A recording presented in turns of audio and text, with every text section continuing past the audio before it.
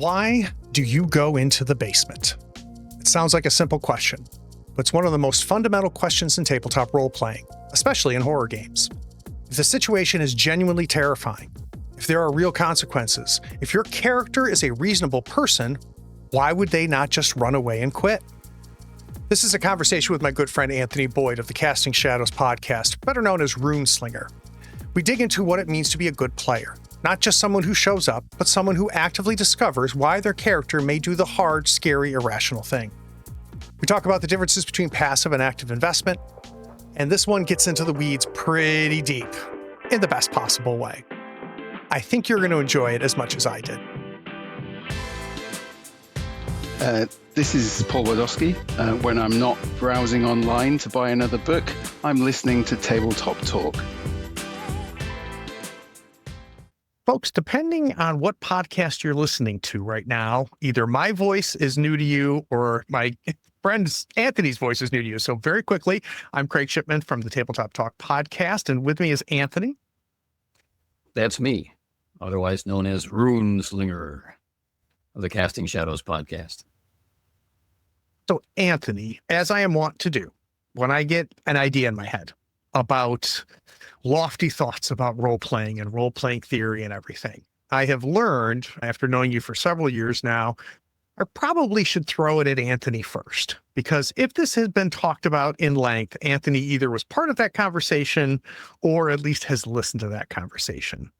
And I think when I reached out to you, Anthony, I talked about how I'd been really thinking about good players. And part of what I call a good player is players that make certain types of decisions and buy into the game. And how do they get to there while still playing as, in character, as character, and things like that. And I knew I hit gold because you said that sounds like a great subject for a podcast. It does. So let's talk about your initial thoughts, Anthony.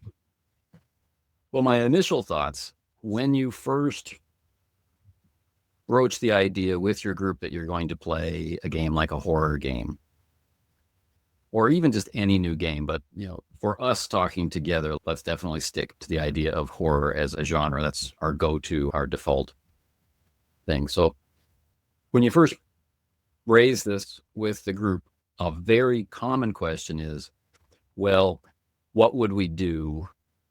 Right? Like, what is the purpose of it? Is it just to be scared? Or what is there an organization that a group belongs to? Or what is the thing that motivates the characters, that brings the characters together? What is this organizational principle of the group? What would we even do? That's the question. So this is the heart of this topic is, well, why do I go into the basement? Yep. If I go into the creepy house that someone has hired me to ghost bust and I encounter some terrible things, what makes me go back? Mm-hmm. What makes me infiltrate the strange lodge, the strange fellowship of antler-hatted business professionals in downtown, small town? What makes me take those risks? Yeah. Why would anybody do that? Not all players in your group are going to ask that question.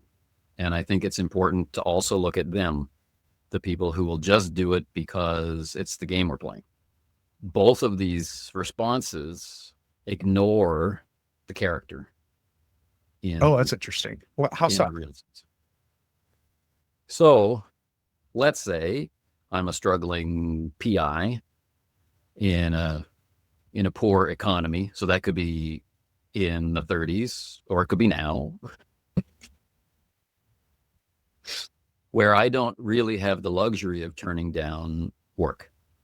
And maybe, because I'm a business genius, I'm the AAA investigations agency. So I'm most likely the first stop for someone who's looking for someone to do the legwork. And I'm told that I really believe Grandpa's house is haunted and I want you to go investigate it. And, in lusher times, I might reject that business opportunity because obviously this person's a loon. I'm not going to get paid, right? I'd rather take pictures of an adulterer, right? Right. Even though that's awful too, but Right. I might not have the financial luxury. So the character's motivation until they encounter the mystery is purely financial in this. It's not a player motivation.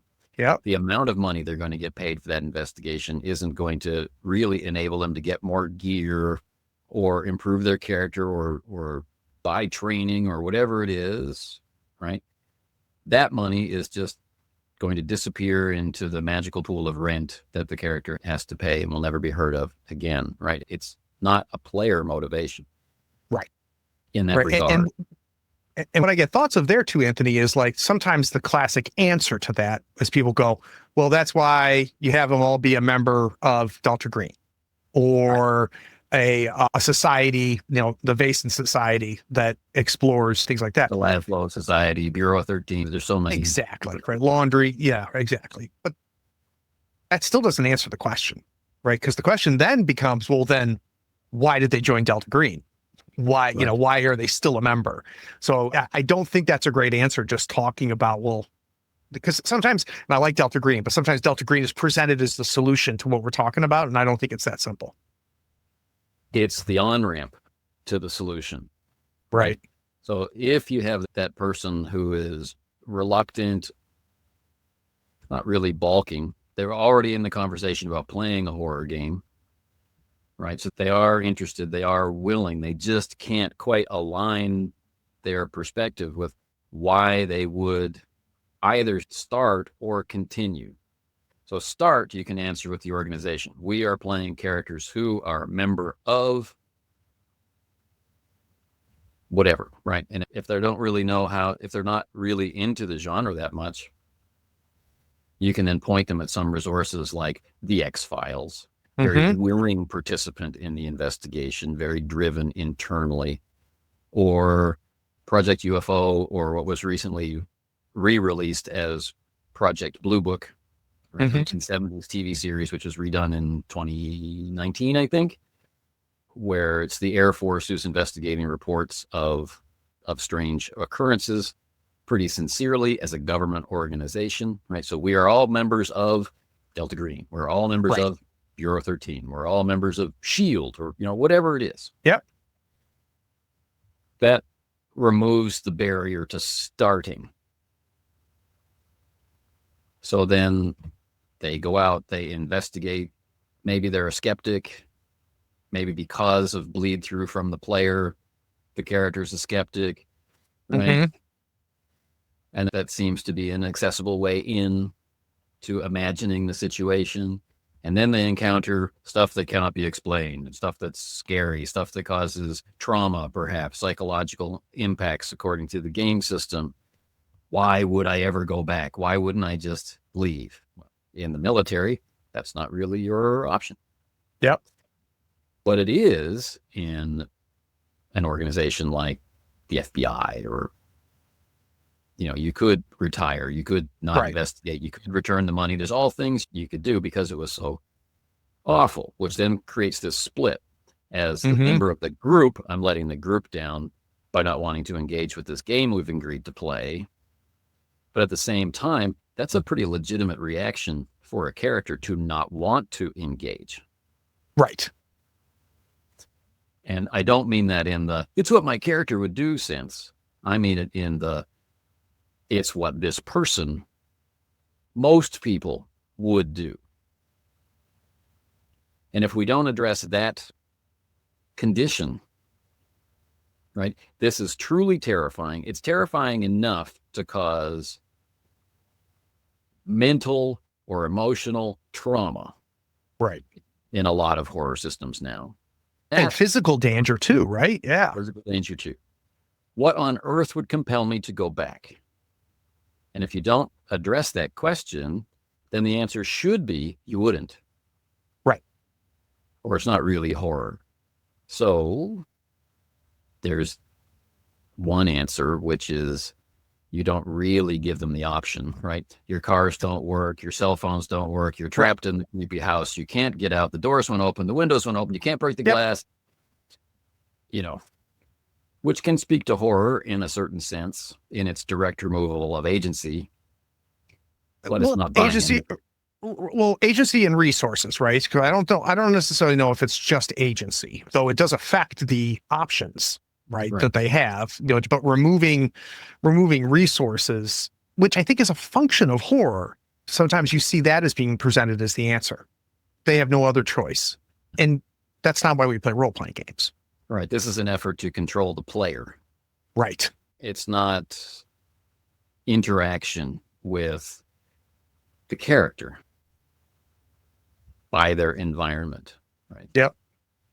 So one thing that Delta Green does really well is the idea of the bonds, right? It makes it very explicit that you're a character in the world, and even your hard-bitten, combat veteran who's hardened and resistant to a lot of dark stuff, even they are still tied to the people around them. Yep. And as they go through horrific experiences, they're also going to start building bonds and connections with their fellow agents. Yep. Who they know very little about, right? But they've been in the thick of pretty dark stuff with them. These bonds form. Yep. So the game is helping to scaffold the imagination of what it's like to be the person in that situation. Why would I go back? Well, my friend's in there. Right. Is one of the answers. Right. And when we can mirror the connections on multiple levels in the game, the character's friend is right there with them. They are the only protection that they have. They're the only help that they have, right? So they're going to protect each other in character. As character, that play makes sense. It makes sense they would work out for each other. It makes sense that they would lay their lives on the line for each other. And then you and I, this is our hobby. This is our escape. This is the thing that we dedicate a lot of time to. We're both sitting down to play this game. And if I'm constantly, sir, not appearing in this film, then I'm letting you down, right? So we can have a real feeling of Anthony bonding with Craig, and we can have that mirrored in the agent bonding with agent.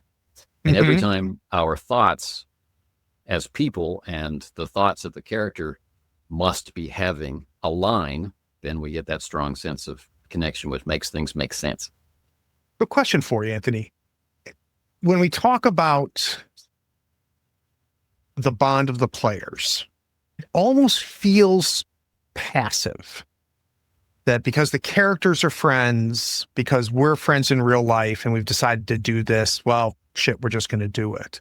And I guess my question is it passive, or is this an active decision that the players need to make? And is this an active decision that the system needs to make, the scenario needs to make, the GM needs to make, and the players need to make? Do you understand what I'm saying? Sure. And in a sense, the answer to all of these can be yes, or worse, it depends. But right. But I think if we keep that idea, that the phrase I like to borrow from Daniel of Primeval Fantasy is the unity of perspective. I think that's a nice way to look at it. When the thing that I'm thinking about or the thing that I'm experiencing matches in some way with what the character is experiencing, then it opens the door for that personal experience, that connection of an empathic nature. Right. I can better understand the experience of the character, which takes me one step closer to their perspective, right? Which in a horror game can be a very valuable way to play. It's not the only way to play. You certainly play it with more distance. You can play it from a third person perspective and recognize what would be scaring the character, from your kind of top down view of them. But the more distance there is between you and the character, the easier it is to direct them into harm's way, because it's just a story element. So the passivity of it can be a benefit if it's this automatic response based on the familiarity of long exposure, right? I have a sense of you as a person, and I can see the difference between you and the character you're playing because I know you. I can get my audience thrill out of seeing how you are inhabiting that character, and I can get that connection character to character because of the reality of it. I can learn which parts of Craig to ignore so I can see more of Craig's character.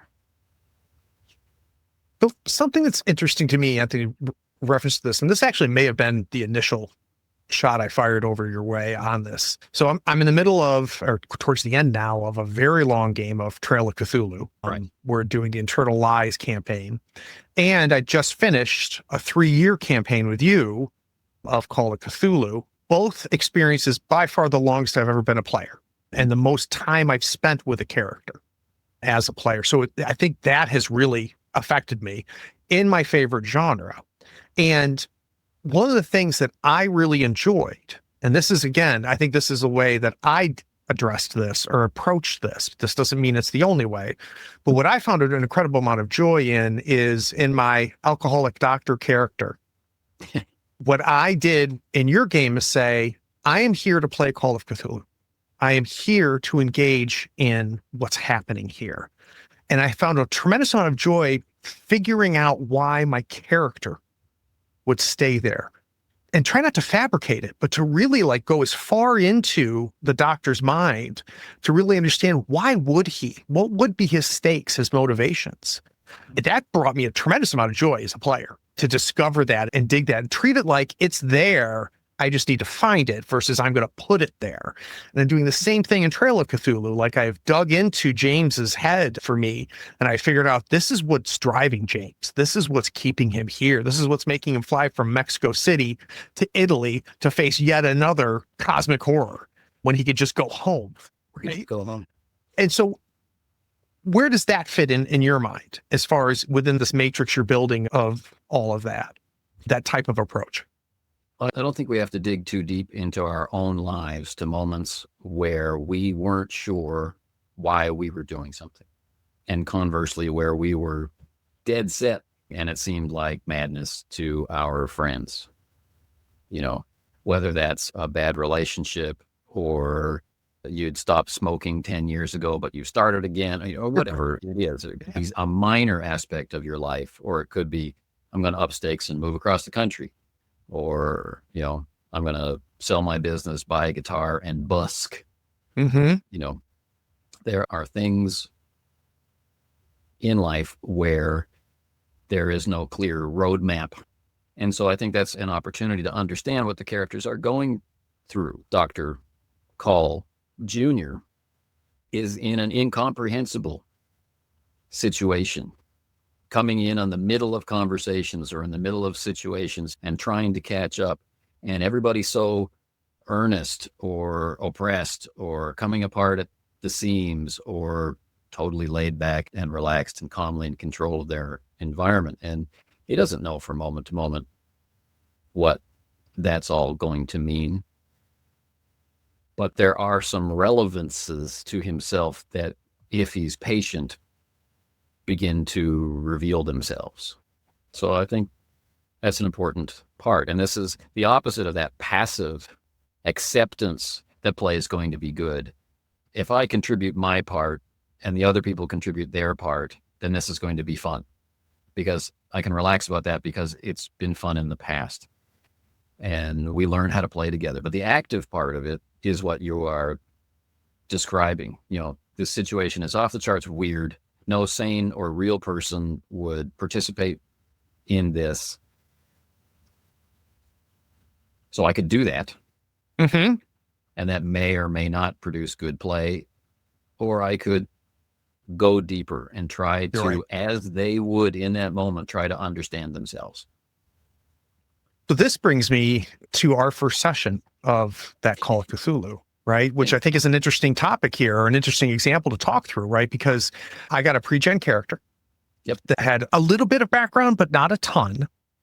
And I'm going to say the last thing first. At the end of the session, in earnest, you were concerned, like, was this frustrating? Did you have fun? And of course, I had a great time. But maybe you can talk to why you asked me that question and what was the nature of that session and why you were concerned.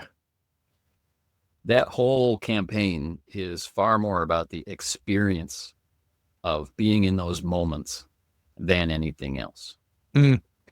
So like you're talking about playing through Eternal Lies, right? So there's Yes. a very long mass of prepared material that at the very least the game master will be using as inspiration to produce the outcome of play.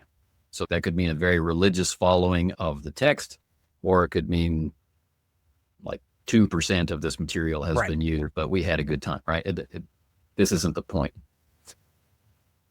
But Turn of a New Leaf as a campaign experience was in this moment right now as this character, what can I do as the game master to give you that opportunity for empathy for what this person is going through?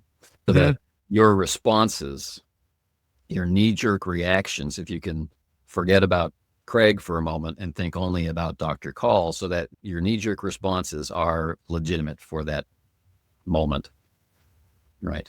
So that we can access things like fear. So we can add things like frustration or like, why me, right?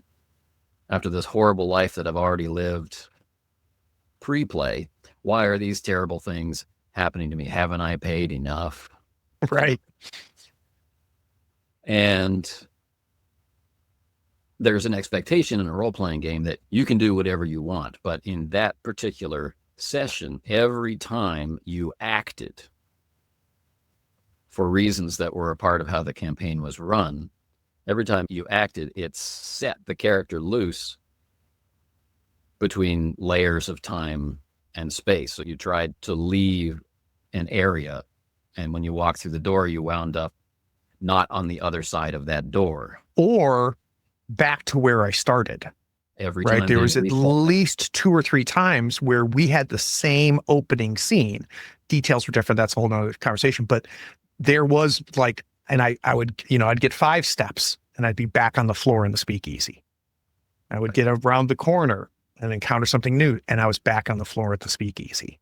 Right. And I felt some real frustration. Yeah.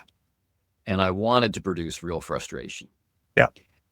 But different people have different tolerances for frustration. And this was an area of play that you and I had not had a chance to experience together, in Blade Runner, in Alien, in other games, Broken Compass. This is not something that we'd had a chance to come face to face with, except for when we were playing Mithras. And there were checks that were required to see how depleted the characters would be because of the environment that they were going through. The fatigue was building up and the cold. But that's not enough to know how well Craig is going to react or be able to marry his perspective with this character if every time he tries to go home, he winds up back in the speakeasy. And weirder things are happening in all these interstitial spaces. And then when you finally get home, it's not really the way you left it. Yeah. Except when it is. And, I guess it's funny. I had not thought about the fact, and this going to sound really stupid, me saying it out loud. I had not thought about the fact that there are players that would not have enjoyed that first session. I freaking loved it. And what I loved was feeling the frustration and that mirroring that you talk about. Like Dr. Call Jr. was frustrated and it echoed up to me. And at no point did it feel like Craig was frustrated. I felt like I was experiencing Dr. Call's frustration, but not everybody would do that.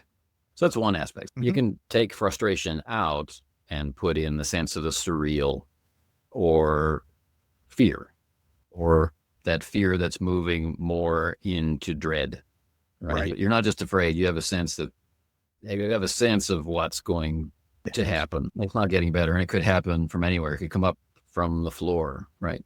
So how do you prepare the situation so Mm. that the response makes sense, is a part of this discussion, right? Yep.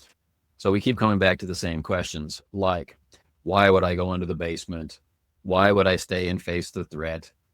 Why would I do something else that's scary, like try to expand my turf or embed myself in the cult or try for promotion in this hermetic order or Mm. whatever, right?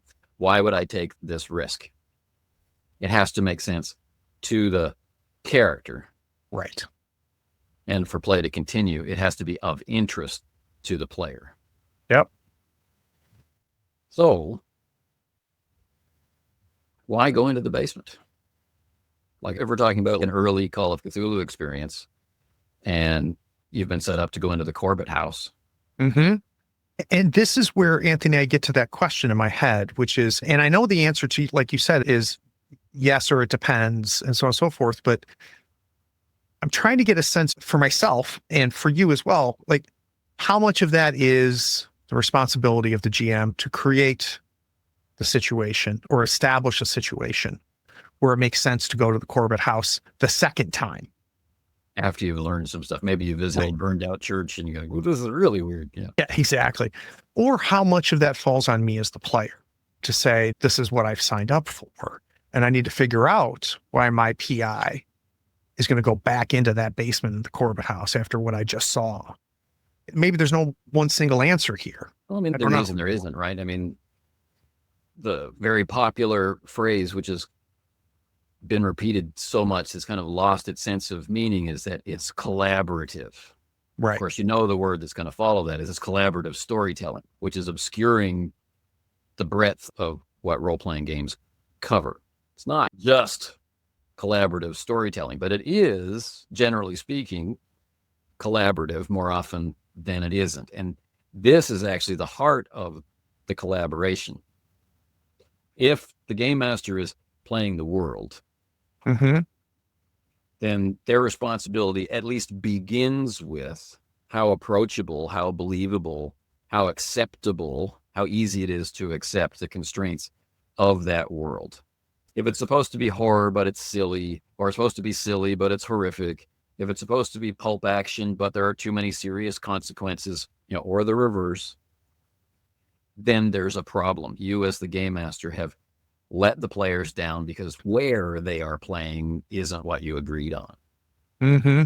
It may be acceptable. You may discover that we were aiming at swashbuckling and we hit horrific, disease, scurvy type piracy, Right. and we loved it. So you might get lucky. As the players, the same responsibility is there. You're generally playing the character. You're, at least from a certain point of view, responsible for ensuring that the identity of that character is visible to and experienced by the other players, right? So either it's Anthony as a scurvy-laden pirate who lost all his teeth, right? Or it's the scurvy-laden pirate that you have memories of. So, or somewhere in between. Yeah, that's my duty. So I have to make it, as the player, I have to make it easy for you, the game master, to present that world. You have to know when I'm feeling it and when I'm not. I have to be willing to give legitimate feedback, right? Such as, I had a great time tonight. It's not what we agreed to play, but I'll keep playing this. Yep. Or the harder conversation, this session was okay, but I thought we had agreed to play this kind of genre or whatever. And that's not easy, but this is collaboration. We don't have to collaborate on what the next scene can be, distant and removed from character. We don't have to collaborate on what we think is a good consequence for this action. We don't have to collaborate. The game master doesn't have to say, tell me what that looks like. Right. But whatever it is that we've agreed to play, that's where we do need to collaborate. So why do I go back to the Corbett house the second time? Well, by that point, I should know the neighbors. Mm-hmm. By that point, I should recognize that I'm a member of that community. Prior to that point, the character I made should at least have a reason to have been involved in the first place. Right. In that context, in Dr. Call's case, your character's case in Turn of a New Leaf, did not have a choice about being involved. Or at least at the moment where play began, he had no context for why he might be involved. Yeah, I was drafted, right? Yeah, and there was nothing I could do to opt out, and I being Dr. Call. And that kind of gets to what we talked about with the car doesn't work, the cell phone gets no service. There's an element of that we experienced there, that I experienced there. That changed over time with Turning Your Leaf. Dr. Call had several outs over those 3 years, and I enjoyed figuring out why he didn't take any of them. Yeah. And why he kept going. Yeah, all kinds of strange things happened to him, like obvious gangsters coming to the door saying, I need your help. I want to search your house. I'm looking for this thing that I need. And why play along with that?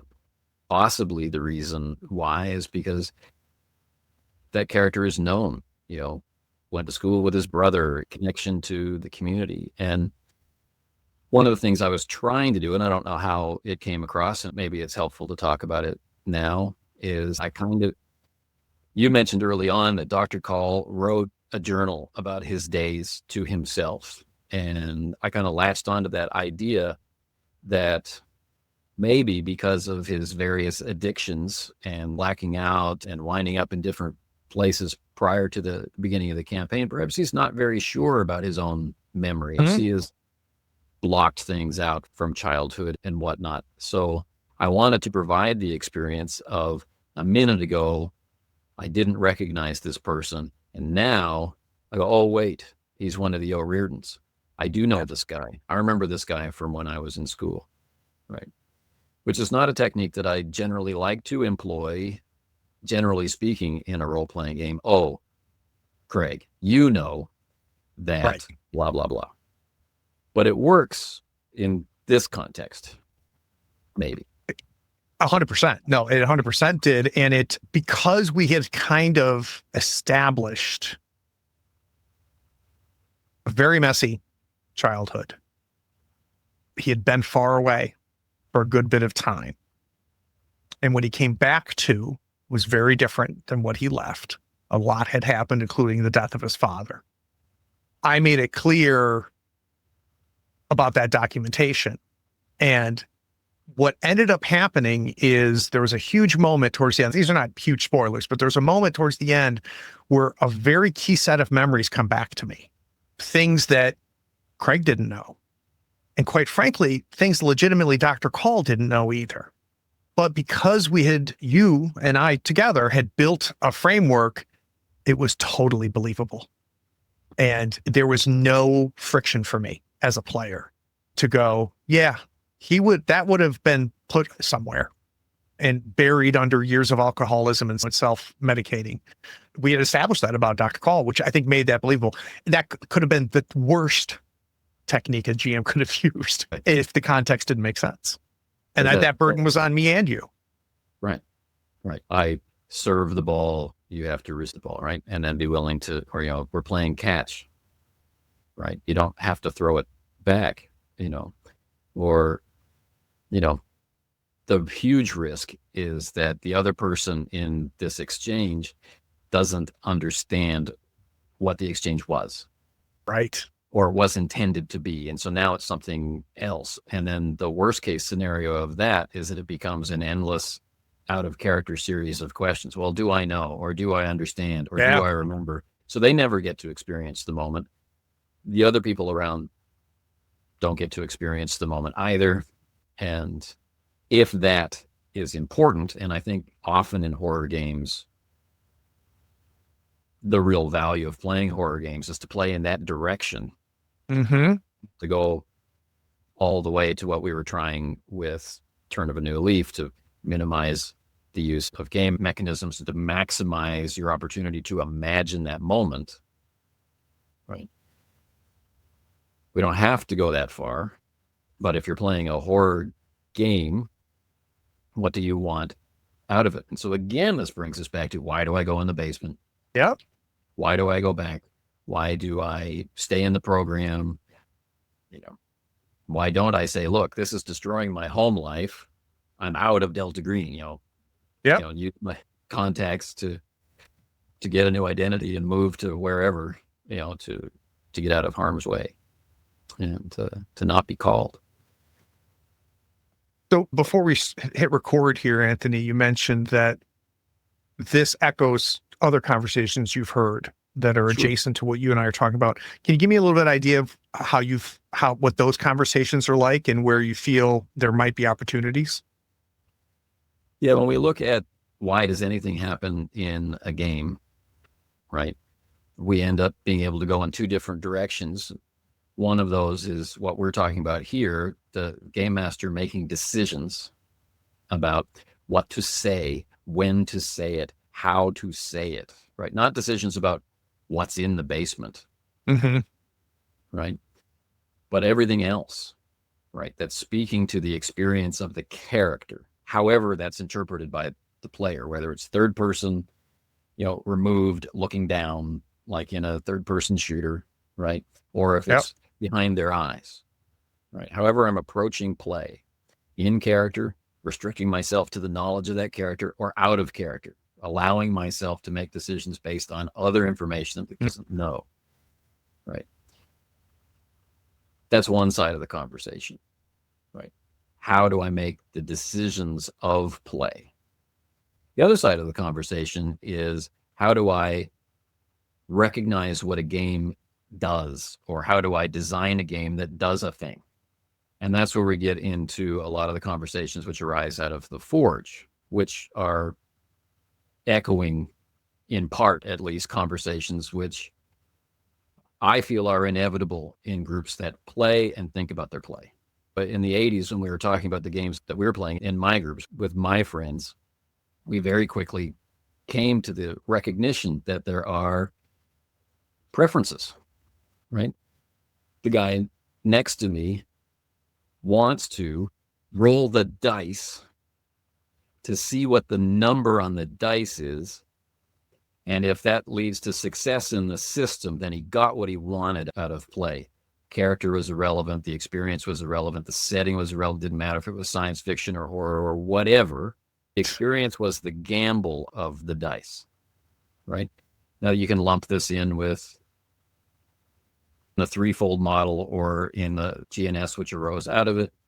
You can look at this as gameism, right? The thrill of playing the game, or as Ron Edwards put it, stepping up, right, to engage the mechanisms. You can see parts of human experience in those expressions, right? But you played probably in your life, you played with somebody for whom that is the reason why they played. Yeah. Which means if that's the reason why they're playing, that's the motivation for their decisions, which to me is a far more important conversation than the design of the game. The culture that I like to look at, right? I like to look at the culture of play. How is the table that you and I and all the people that did Turn of a New Leaf with, or did Broken Compass with, or Mithras with, or the different games that we've played, how is our culture of play shaped? One of the answers to that is why you, Craig, did everything that you did in play. And I don't mean the single decision, right? To get to the threefold model with Mary Cooner earlier on, again, mirroring the conversations that are happening at all the different tables all around the world that are into role-playing games, right? Why did you do it? But over time, Craig being a player in games, right? What can I expect from Craig? Sometimes he's going to make a decision for this reason, and sometimes it's going to be for that reason. But most of the time, it turns out to be for this reason. What's Craig's baseline? And if you follow that long enough, you'll see Craig, the 12-year-old gamer, having a certain average response. Yep. And then the 20-year-old gamer.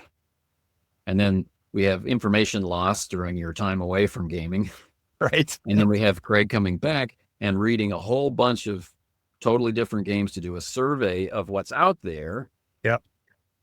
And having a new starting position, like a new innocence in gaming. And once again, making decisions kind of just to see what happens and what it feels like, right? Yeah, no question. Informing your new baseline. I think this is a much more important conversation for gamers to have with each other than, if we choose to play Delta Green, what design constraints were put on it to help produce this effect, right? I need to understand more us, the people who are going to play Delta Green, before I then look at what I could choose to adhere to on the page in Delta Green, or what I will adapt because of who we are. If I don't know who we are, I can't appropriately adapt the rules. It doesn't matter what I recognize that the rules are trying to do, right? So I think kind of unfortunately, the design conversation has become too prominent in the person-to-person gamer conversation. It matters, of course, matters to what and to whom and why, right? So that's one piece of the full conversation. But where this sends me then in my journey is one of the things that I think is different about 50-year-old GM versus 15-year-old GM with me is something that I spend a lot of time doing now that I never did as a kid, was figuring out what the players are really having fun with. And as a GM, I look to the character sheet, because there's decisions made on a character sheet if it's a character that they created, right? At the end of every session, I do what is formalized as stars and wishes, but essentially say, what was the most fun? Like, when were you just really having a great time? And what I'm really trying to do as a GM is to understand for each of the individual players at the table, there's the big shared, this is why we're here, but there's also micro versions for each of the players, different parts of this that they really engage with. Learning, is this a player that cares about combat and friction and clashing? Does this character want to delve into more their backstories and things like that? Does this person really care about advancement? Like, their joy is experience points and leveling up. Right. And that's something as a GM that I've really started to enjoy doing. But that's again, that's the catch and throw.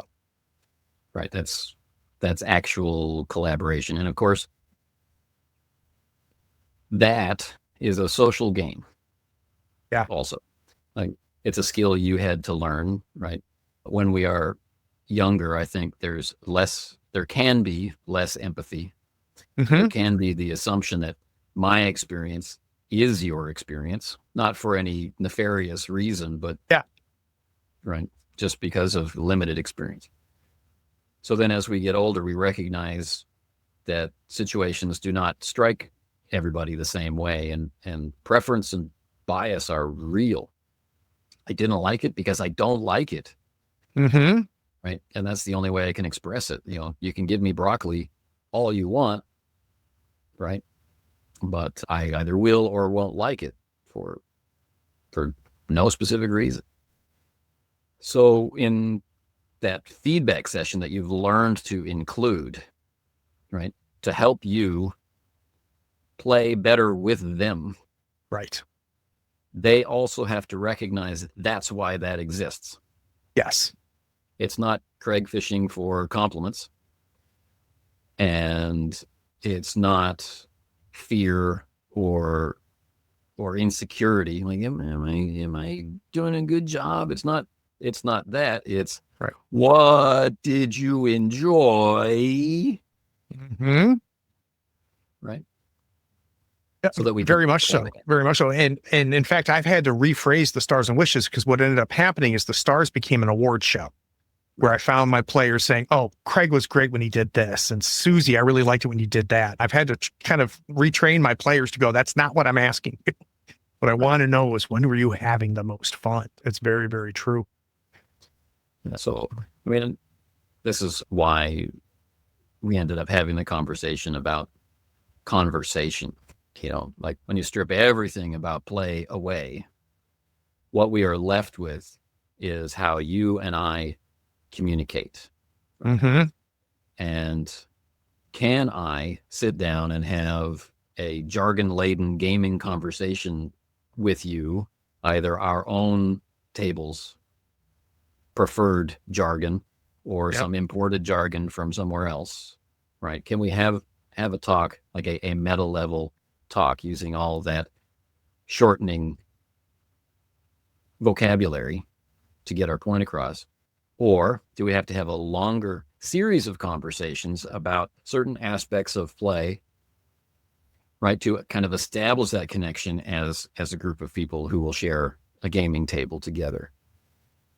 And when can we start feeling confident that my point about whatever, about engagement or about immersion or about the sense of story as product or story as byproduct, or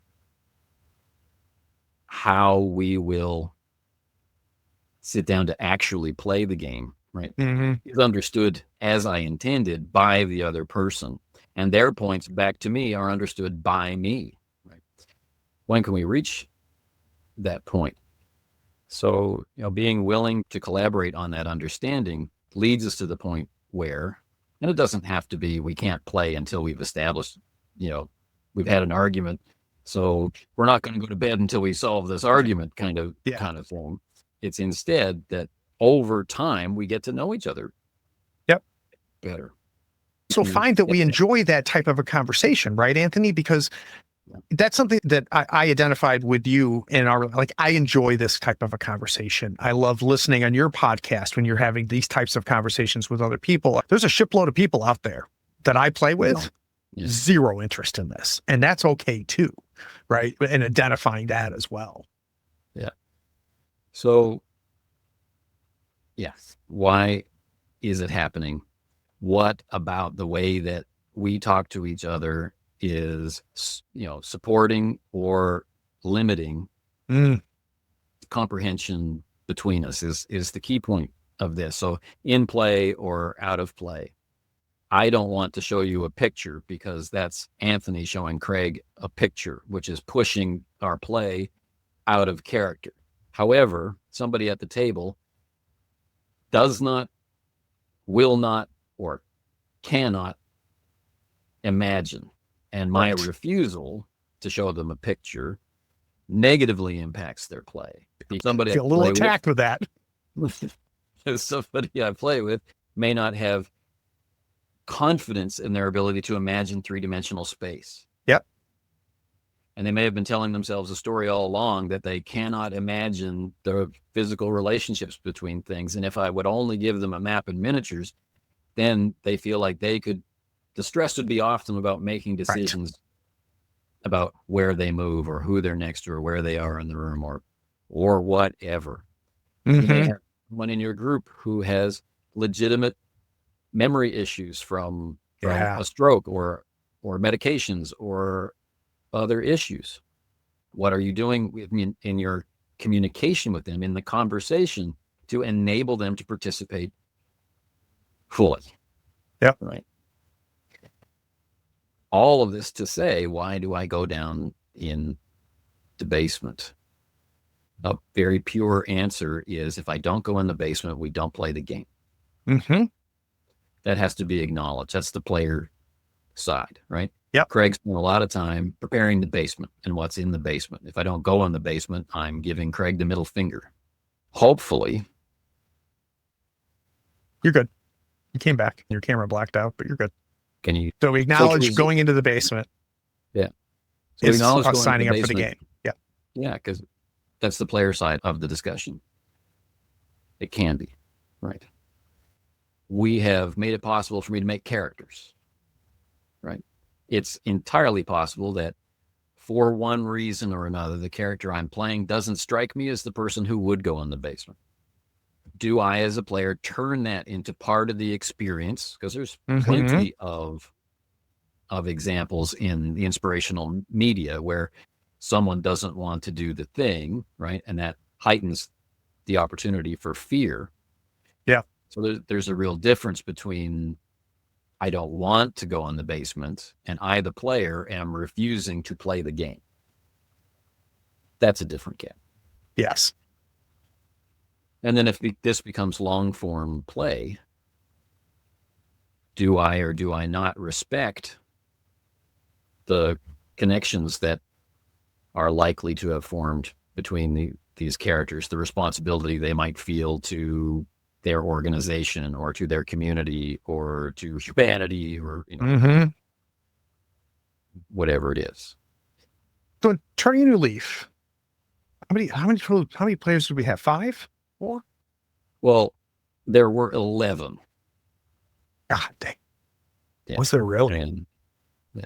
So the players that were able, because of my schedule, my terrible schedule, players who were able to consistently play through the entire run, there were 6. Wow. Okay. What I want to know is, and I'm being general here, the types of conversations you and I are having right now, thinking about play, the way that we're talking about right now, most, if not all, of those 6 core all do that, right? And I knew that based off of conversations we were having after the sessions, and to different degrees. What did that do for you as the GM? Is there any adjustments that you ended up making as a result of that? Or did it not affect anything at all? The people we recruited into play were, for the most part, people I hadn't played with before. I don't think I knew that. So I'd played with you and I'd played with Ivan. Right. And I had played briefly with Jean-Francois, who played the gangster. Mm-hmm. Right. So I played the most with Ivan and then next with you, but no one else in the campaign had I played with. But these are all, known gamers that I've seen communicating online about games and had interacted with as people, on Facebook and whatever. I had a sense of who these people were, and that sense that you feel comfortable inviting them into a game. And so there were no, as you remember, there were no discussions about we're going to play it this way.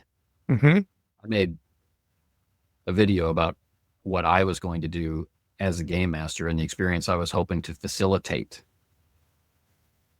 But that wasn't an edict, that was a description. Right. Right. And so some players kind of naturally play that way. And some players switched lanes to get into that mode. Some people willingly embraced it, and other people played the way that they play. Mm-hmm.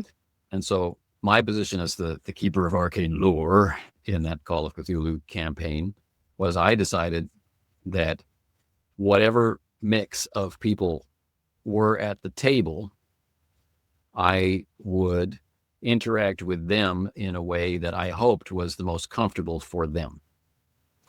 One of the reasons why I started doing a blog, why I started communicating publicly about role-playing games, was about a friend of mine who, we lost.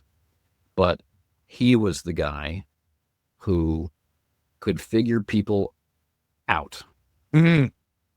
He knew you maybe better than you knew yourself. Sure. And he didn't judge, right? And when you played in his game, you got the experience of play. You were connected in the way that worked for you. But so did this other guy who played completely differently. That's incredible. So I wanted to give that another try to see if I could at least juggle those a little bit with a hand-picked crew of people I felt confident about. So that was the challenge to me. Without naming names, can you give me a sense of the spectrum that you ended up with by the time you were done 3 years later? The spectrum of that type of play that you saw? Again, doesn't matter. I don't care who on either side of the spectrum. Just want to get a sense of the spectrum, right? So we have people who are unambiguously using I, meaning their character. And there are people who are doing that and incorporating gesture, right? So what you're seeing on the screen is at least some kind of analog or model for what that character might be doing. So, they're handing stuff into the camera, or it's not performance. It's not acting on the stage. It's that unity of perspective, right?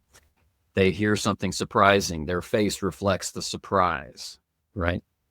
You have people who are unambiguously using I to refer to themselves. We have play that's narratively in character. I do. And we have it narratively out of character. He says, he does, right? So we have first and third person play. We had very little what I call the second person. Sometimes it's I, and sometimes it's third person. I noticed that, yeah.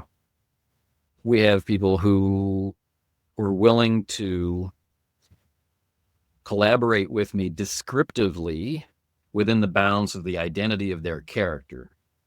And what I mean by that is they are willing to bring into play, like they're able to create an NPC or a location or important items in the sphere of their control that speak to who they are as a person, whether that's like a relative or a contact or, right? An established truth, whatever. Yeah, it's seamlessly. And we have people who are, do I know a guy? Mm-hmm. Right? So over the years, I've played in a lot of different ways. I've tried not to shift layers between the in-character layer and the system layer and the player layer. I've tried not to do that. And of course, started out by shifting all the time. So these are skills that we have. So if I'm talking with you, Craig, we might be engaged very heavily in a very long role-played conversation where the longer it goes on, the easier it is to be in the mindset of that character. And then shift to the perspective of another player who's in another place and have that be far more removed from that, right? Where with time compression, right? We role play some of the conversation and then, he lets you know that this, that, and the other thing. And we move on. And all of this dictated by what you are receiving. When we have a conversation, usually someone will model, right? The average of the conversation shifts until the conversation models each other on both sides. If I keep calling you, I will eventually hear back, I. Yeah. If I don't, that's a distinct sign that it makes you uncomfortable to view the character that way, or that you have built a habit of referring to the character as he or by name. Yeah. Yeah. And I put myself in a position to be the one who would do the most shifting, because my goal for the campaign was that everyone could have the most complete or intense experience that they would have a reason to go into the basement that made sense to them as the player of a character and as the character, no matter how weird it got. And it got. So you've spent decades thinking about this type of stuff at different levels, right? When you play your next game as a player, not run your next game, is there something that you are hoping to explore? Do you set yourself saying, hey, the next time Susan wants me to play Star Trek, and I really want to think about this when I play. I really want to try this. Is that part of your thought process? Because it sounds like it was for Turning Leaf as a GM that you kind of had set out some things that you really wanted to focus on. Is that common for you? Does that happen for the next game you're going to play? It does. But I have learned that decisions about play before they begin and play itself, they don't always align, as we talked Right. about. So I will often have a very clear idea about who an NPC is, only to discover that was a mistake on my part, that they were actually someone else, and they will consistently manifest as that someone else in play. It's not like mood or whatever made that NPC different from what had been intended about their personality, if there had been an intent, right? Right. So I'll sit down in a game that allows it, like not a random generation game, but a build game. I'll think, I want to build this type of character. And the better I understand that system, the closer I'm going to be able to get to that idea. And then you're trying to shape the personality to match, right? You're trying to understand what kind of background the game expects and that sort of thing. And what type of play the game is about. Like, what are we, as players of this game, what is the point? Like, why did the designer design the game? You know, do I want that experience, or do I want to turn the game to some other purpose? Mm-hmm. So, all of those decisions. But then there's the moment of play where all of that preparation, and I do a type of preparation which I call preparation for improvisation. So I like to imagine the character as I understand the character in totally mundane situations. So I've described this in the past as, how do they order coffee? Mm-hmm. Right? So, you know, if you go back to the early days of the Worlds of Darkness, where everyone's in long leather trench coats with swords probably hidden away Highlander style, and they're creatures of the night, and they're, you know, but for whatever reason, you, the vampire, the monster, or the beast I am, lest a beast I become, I suddenly need to order coffee in a coffee shop. Right. How do I do that? Right? How do all these things that are on my character sheet inform me? How does the background that I've created for this, how do these point spins all speak to each other as a concept in my mind represents? The subconscious, as you work through those examples, has something to say. No question. So finally, when you get a chance to play that character, all that preparation pays off in, let's say, the true voice of that character. And you go, this is who this character is going to come out as. Not what I intended, maybe. Maybe exactly what I intended, but maybe not what I intended. And from this point on, play is going to cause them to change and evolve. Mm-hmm. Hopefully not devolve, but... Yeah. And you can find this in any conversation. You go way, way back, right? People talking about the stats tell you who your character is when you're rolling 3d6 down the line. Right. Right. You can't make a character first. The character's going to, you know, the numbers are going to tell you who that character is, which is really interesting when you're talking to people who are playing with a personality that's different than their own. So, yeah, it's a part of things. I am recently getting to play a lot more, finding the joy that you just talked about. Like, I'm having a tremendous amount of fun having those moments. It happened with Dr. Call Jr. It's happened other times too, where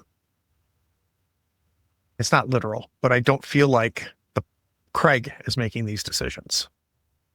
That I feel like Dr. Call Jr. became so formed for me in play that I was just like, this is what he's going to do.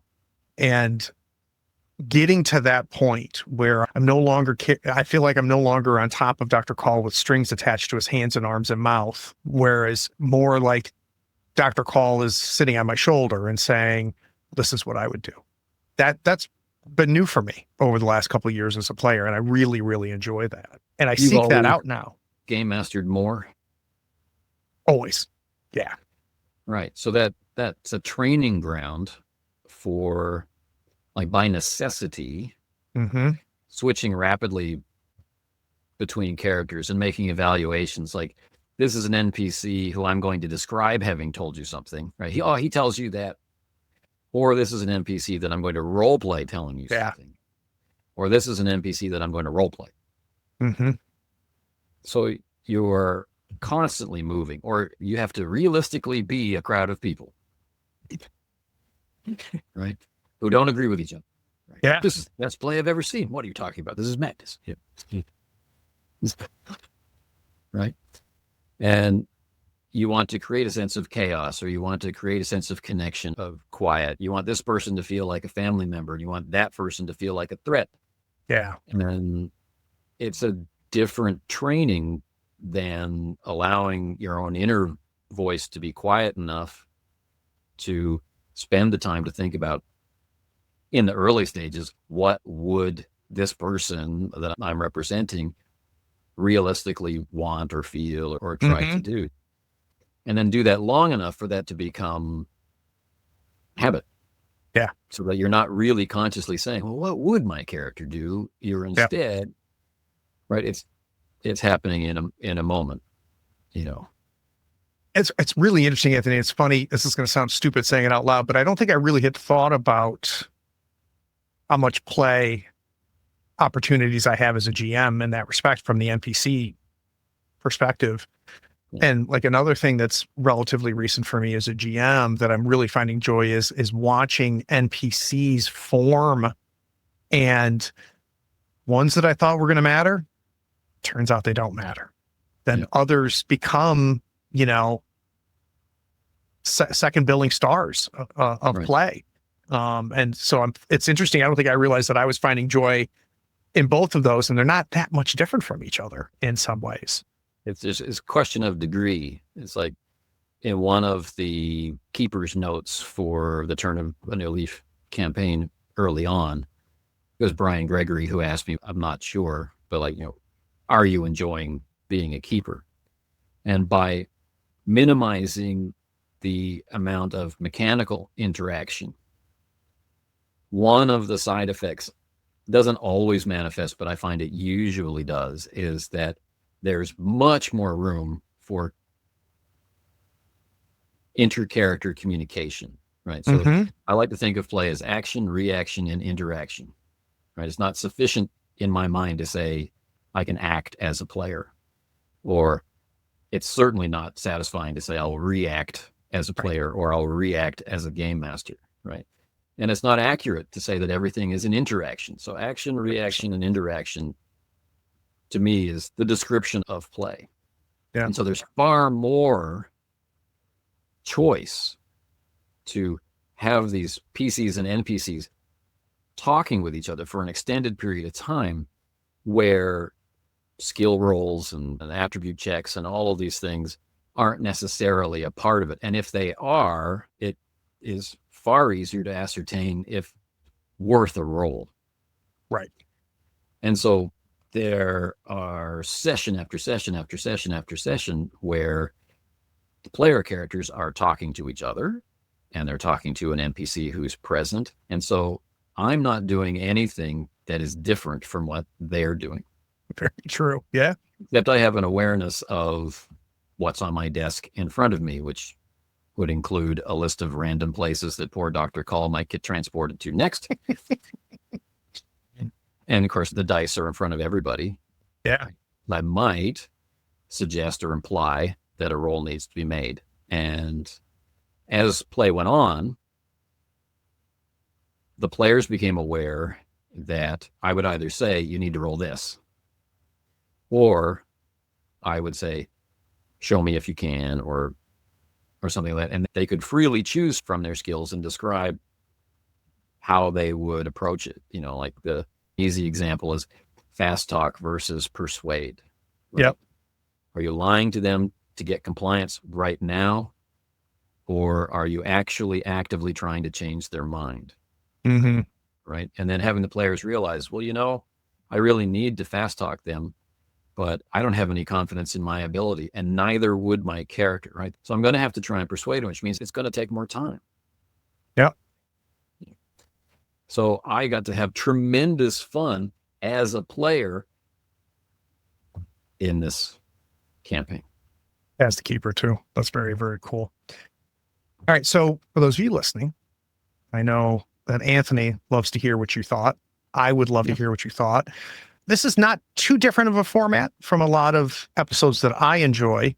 on Casting Shadows. This is a little bit of a different format for my show, Tabletop Talk. So I'm very interested for those of you listening to on my feed. Do you want more of this? And is this enjoyable to break up the multitude of interviews that I do? But more importantly, Anthony, like I want to make sure whether we're recorded or not that you and I do this again, because, and I've told you this several times, I find a tremendous amount of joy about this aspect of our friendship. Awesome. I do too. You ask good questions. Good. I'm glad. For those of you listening, take care.